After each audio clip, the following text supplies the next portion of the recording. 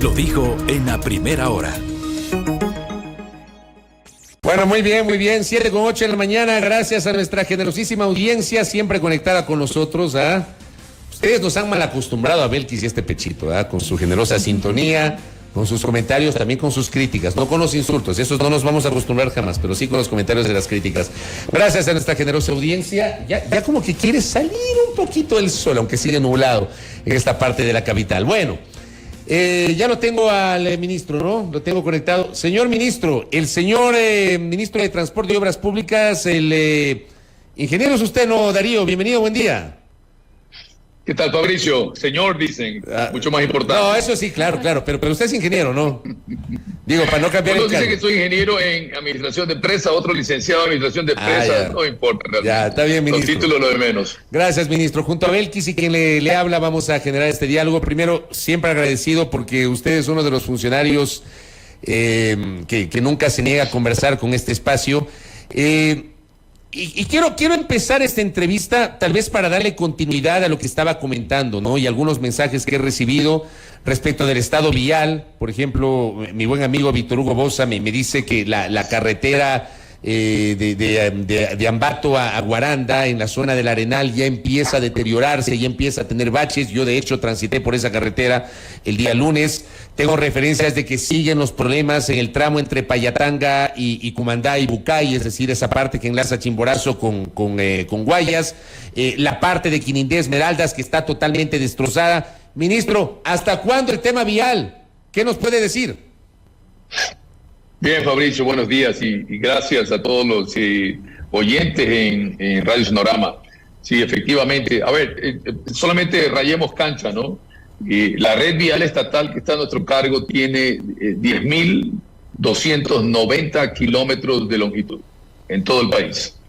De este total, tenemos ahora un 15% de esta red vial que tiene una categorización como manejar con precaución. Es decir, tenemos problemas que resolver ahí, en ciertos puntos un poco más graves, causados por el invierno o por reparaciones, o por las lluvias de la sierra, entre otros, y ciertamente es una gran extensión, un gran tramo de vía en todo el país que se tiene que ir arreglando.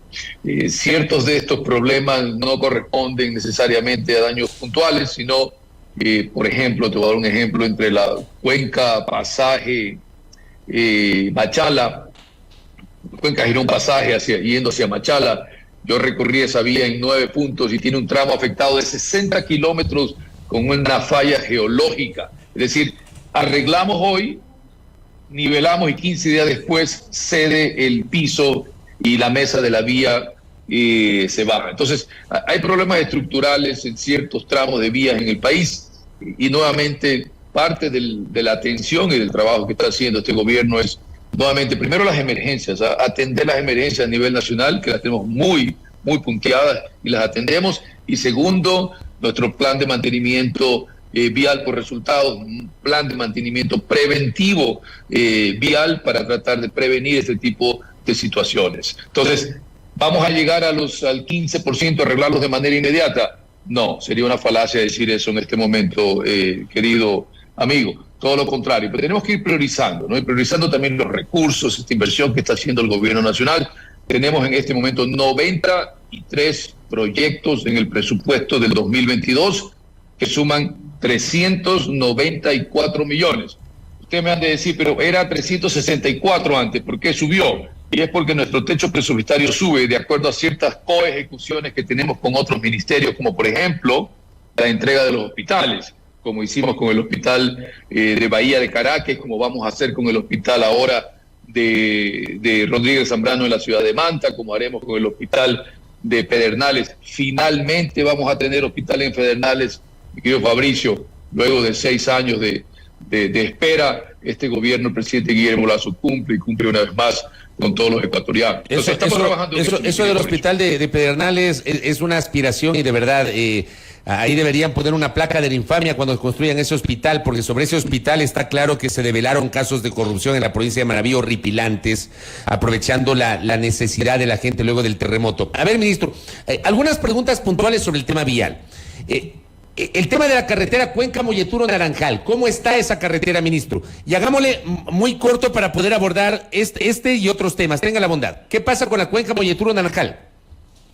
Desde la salida tenemos ahí el área de Sayausí, Marianza, que tenemos un 78% de avance. Queremos habilitar eso antes del 3 de noviembre, de manera que en el feriado tengamos vialidad completa ahí. Y ahí tenemos en el kilómetro 49 esta gran obra, que es una variante provisional, donde la queremos terminar también para el 3 de noviembre, antes del 3, de manera que tengamos vialidad en el feriado. Entonces, es una variante que se necesita hacer de manera de que nosotros podamos trabajar en la mesa de la vía y por lo menos tumbar y arreglar un talud de alrededor de 230 metros de altura. Entonces, es una obra muy compleja y no se puede realizar mientras tenemos tránsito vehicular en esa vía. Entonces, tenemos que hacer una variante. Esta variante va a estar lista para el 3 de noviembre. Entonces, estamos trabajando en eso. Mi gente me ha prometido de que la vialidad estará completa para el 3 de noviembre, de manera que no tengamos problemas para el feriado. Mucha gente va a ir a Cuenca, ¿no? Entonces, tenemos que habilitar esa vía. Ministro, buenos días, bienvenido nuevamente. Tenemos una interesante interacción de nuestros oyentes internautas que nos piden que traslademos algunas inquietudes precisamente a propósito del estado de las vías en el país. Por ejemplo, nos dicen 10 meses sin la construcción de la variante de 10 kilómetros de la vía Quito-Lago Agrio. Sí, correcto. El día de ayer estuve yo en la asamblea, estuve 6 horas dando cuentas y explicándole a los asambleístas quienes representan al pueblo ecuatoriano sobre el estado de los trabajos que estamos haciendo ahí, de las 3 obras grandes que se están haciendo en el tema de variantes, una muy provisional, una emergente, que comienza el día 14 de este mes, es decir, el día de mañana. Y esa vía, esa variante de servicio de 2 kilómetros estará lista en 53 días.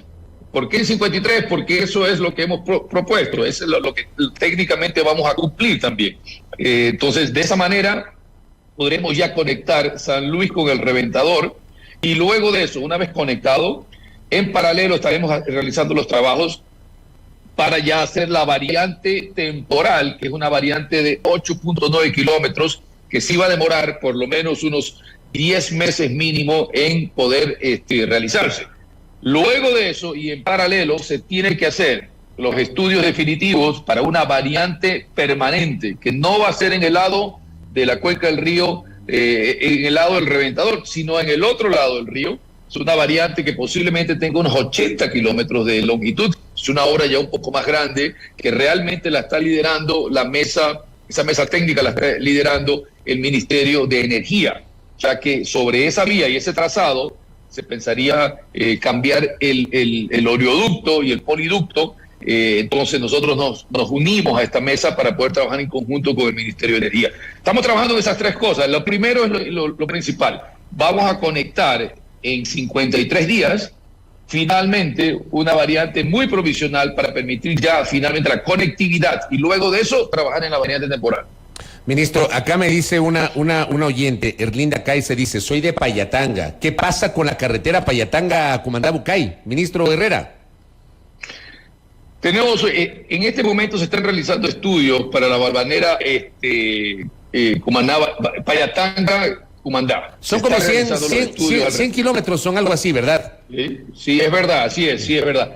Nosotros hemos ingresado en toda la red vial con mantenimiento vial preventivo. Ciertamente usted debe conocer, Fabricio, recién yo estoy en el puesto 3 meses, no es una muletilla. No obstante, tenemos que, para poder intervenir de manera precisa y con obras que realmente perduren, hacer los estudios necesarios. Desde julio hasta diciembre es semestre de ejecución, más allá de hacer estudios, debimos haber hecho quizás en esta vía el año pasado, pero bueno, lo estamos haciendo ahora para incorporarlo en el presupuesto. Si es que podemos en este mismo año, con puchitos de presupuesto que tengo para obras emergentes, o empezar obras a partir del mes de enero.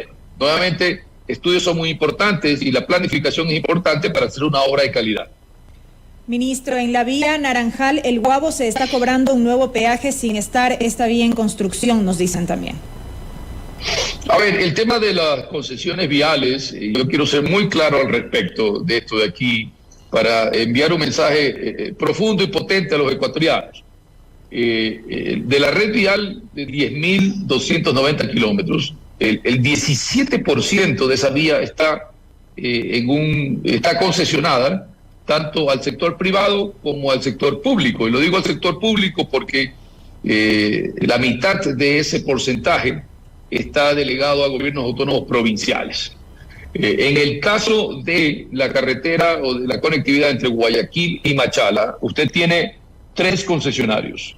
El primero desde Guayaquil a Naranjal, que es el gobierno autónomo centralizado provincial del Guayas.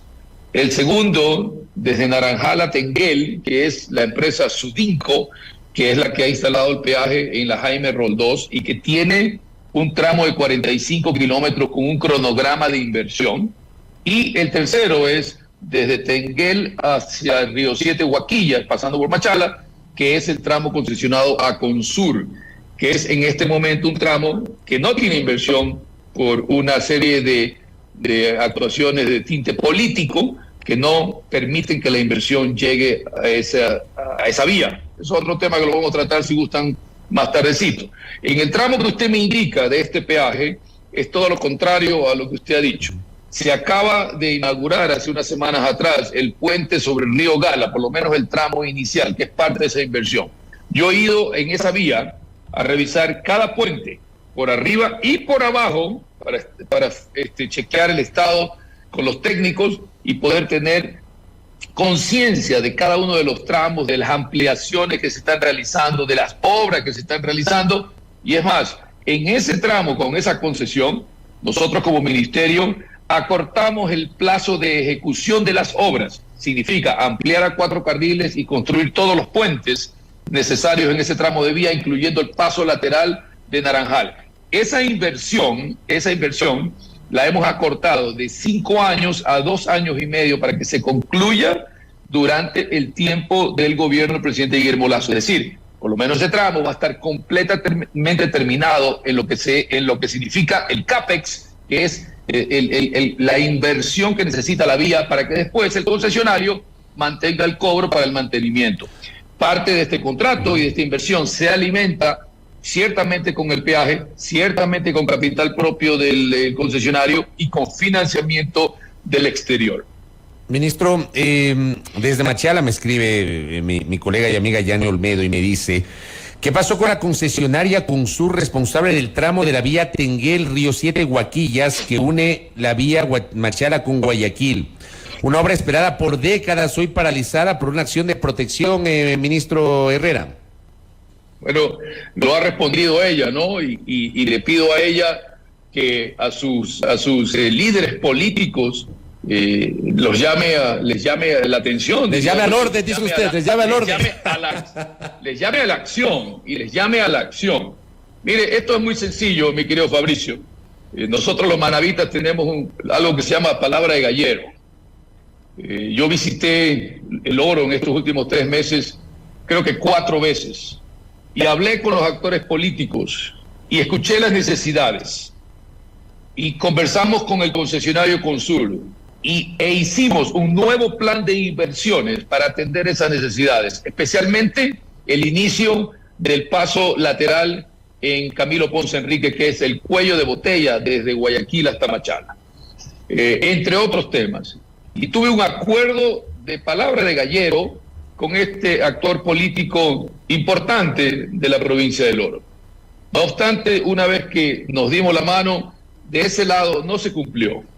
Yo estoy esperando que se cumpla nada más. Y estoy conversando con todo el resto de actores políticos, sociales, gremiales, cámaras, etcétera, etcétera, para poder buscar una solución y poder finalmente levantar esta medida, esta acción de protección cuestionada realmente, y que no ha permitido que estas inversiones se hagan en los últimos 6 años, porque esa concesión ya tiene 6 años, y la concesionaria ha hecho importantes obras, pero a destiempo. ¿Por qué? Porque no le permiten cobrar el peaje cuando dice el contrato. Recuerde usted algo también, Fabricio, todos estos contratos de concesiones son contratos que fueron firmados en gobiernos anteriores. No son contratos firmados en el gobierno del presidente Guillermo Lasso. Nosotros hemos heredado todo esto y ahí tenemos ciertas cláusulas, condiciones, etcétera, que personalmente le diría yo, quizás tienen áreas de oportunidad para mejora. Y eso es lo que estamos haciendo, acortando plazos de inversión, entre otras cosas. Pero debemos alejar la política de la inversión privada. Usted cuando habla de alejar la política de la inversión privada, en este caso, ¿se refiere puntualmente al político Carlos Falqués Batallas? Usted lo ha dicho, Fabricio, yo no. En todo caso puede ser él y otros más. Eso es indiferente en este momento. Lo que debemos es alejar la política de la inversión privada y el progreso de todos los orenses. Yo me he comprometido con los orenses de que vamos a conectar en 4 carriles Guayaquil con Machala y no voy a parar hasta que eso suceda. Eso es una orden que me ha dado el presidente de la República y utilizaremos todos los medios necesarios, políticos o no, pragmáticos o no, para poder lograr ese propósito en beneficio de los orenses. Ministro, lo otro que le preguntaba, el tramo Quinindé Esmeraldas, ministro, eso es de terror. Y ya comunidades de esa zona, entre Quinindé Esmeraldas, incluso han salido a la carretera a protestar.